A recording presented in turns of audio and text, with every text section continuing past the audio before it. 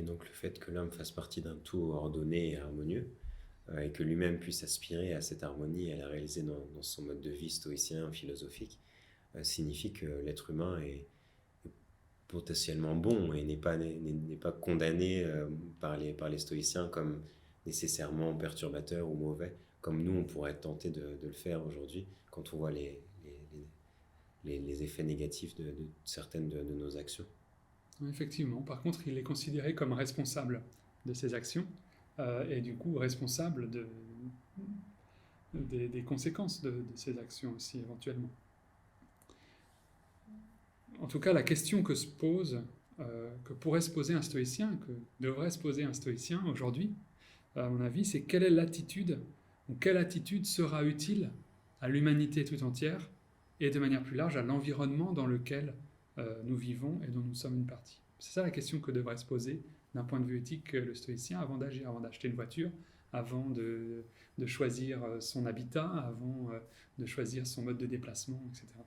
Ce qui est intéressant, c'est comme on n'est pas dans une logique conséquentialiste, comme vous l'évoquiez au Mhm. début, la suite est la série est sans fin si on pense aux conséquences de l'usage de l'avion, par exemple, ou d'une voiture. Mais là, on est à un niveau de réflexion qui est peut-être possible, qu'il est possible d'adopter, ce qui serait au contraire pratiquement impossible du point de vue du conséquentialisme quand on n'est pas scientifique, et même sans doute pour les scientifiques.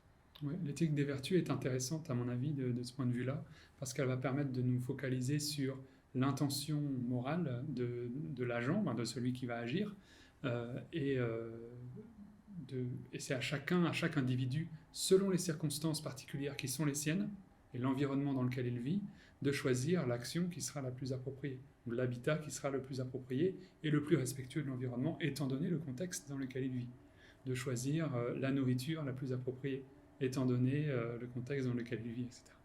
Et donc on n'est pas écrasé non seulement parce qu'on n'a pas besoin de réfléchir à la quasi-infinité de conséquences de nos actions, mais également, comme vous l'évoquiez avec Marc Aurèle, parce on doit avoir une vision juste, la plus juste possible de notre place et des effets de nos actions. C'est-à-dire il est bon d'agir avec vertu, mais en même temps, il ne faut pas surestimer la responsabilité de tout un chacun dans un phénomène qui est global.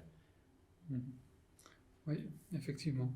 Euh, après, peut-être que ça me permet de faire le lien avec la dimension sociable et la dimension plus large de l'activité du philosophe, qui n'est pas seulement centrée sur lui-même et sur son action, mais sur aussi l'action, le rapport à l'autre et le rapport à la société. Et puis l'impact qu'il peut avoir. Donc l'être humain est non seulement raisonnable, mais il est aussi sociable.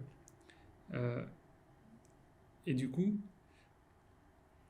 la recherche de ce qui est utile à l'autre va faire partie de ce qui est conforme à la nature humaine, ce qui se concrétise par exemple par l'engagement au sein de la famille, mais aussi à plus large échelle par un engagement communautaire qui peut être plus ou moins large.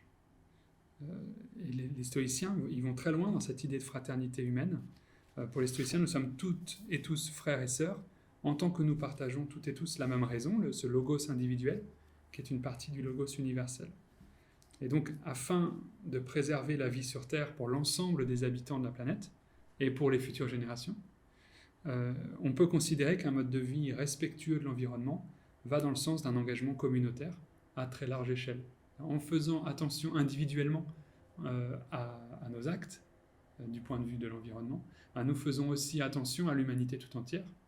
Et puis, si on élargit encore le cercle à l'ensemble de l'environnement dans lequel nous vivons, donc à la nature dans sa totalité.